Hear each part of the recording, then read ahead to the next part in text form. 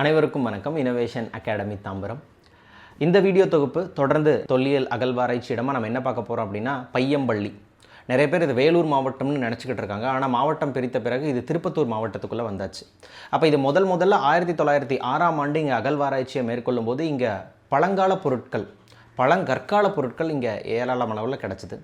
அதை தொடர்ந்து பார்த்திங்கன்னா எஸ்ஆர் ராவ் தலைமையில் 1960களில் இங்கே அகழ்வாராய்ச்சியை மேற்கொள்ளும் போது நிறைய மட்பாண்டங்கள் கிடச்சிது.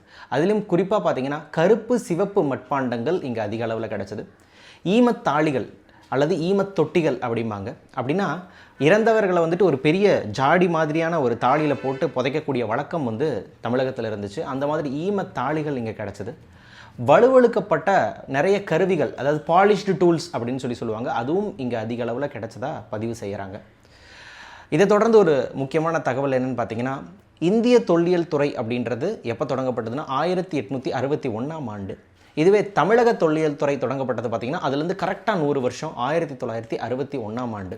அதனால் நிறைய அகழ்வாராய்ச்சி அப்படின்றது இந்த 1960 காலங்களில் நடந்திருக்கும். இதுதான் இந்த வீடியோவுடைய சிறப்பு. மேலும் இது போன்ற பல வீடியோக்களுக்கு இந்த சேனலை தொடர்ந்து பாருங்கள். நன்றி, வணக்கம்.